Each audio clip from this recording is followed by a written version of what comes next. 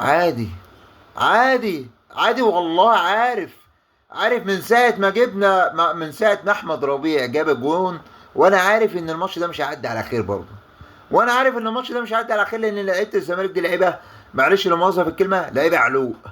لعيبه علوق ومدرب علق. لا مؤاخذه يعني. معلش مستر مراجيح ولا مستر قبح ولا مستر مش عايز اقول حاجه تانية. وجوده لغايه النهارده ده نصيبه. وجوده لغايه النهارده ده نصيبه وكارثه. ومين اللي بيدفع الثمن؟ الجماهير.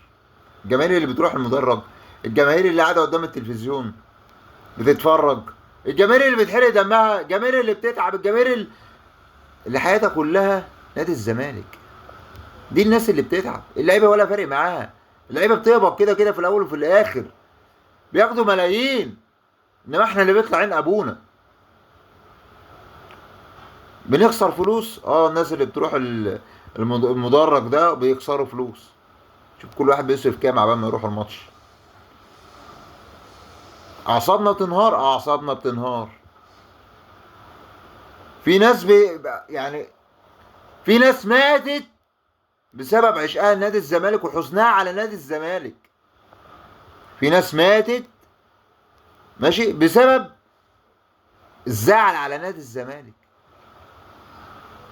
يعني انت بتلعب المحله، وانت عارف المحله وعلاء عبد العال افضل مدرب في الدوري المصري. لا مؤاخذه، انا بقول لا مؤاخذه. وربنا كرمك وجبت هدف، بيريزا ما حطهاش والواد طلعها من على الخط، ضربه ركنيه. احمد ربيع اول مباراه ليه جابها لك جول. انت فين انت هجومك فين؟ يعني انت جايب هدف، يعني المحله هتفتح الملعب. انت فين بعدها؟ انت عملت ايه بعدها؟ ولا حاجه. زي كل ماتش بتجيب الجون وبتركن على كده وبتعتمد ان انت ايه بقى، خلاص الماتش بقى في ايدك. في اي وقت تغييرات مش مفهومه. عليها الحلال التغييرات ما مفهومه ولا فاهم. الونش نزل مكان نزل مكان مين؟ عمرو ناصر؟ ولا والونش نزل مكان احمد حمدي؟ ومش عارف مين نزل واحمد ربيع اللي جايب لك الهدف بيطلعه. انا مش فاهم حاجه. يا جدعان المدرب ده بيعمل ايه لغايه النهارده؟ المدرب ده بيعمل ايه لغايه النهارده يا اولاد الله ينتقم منكم.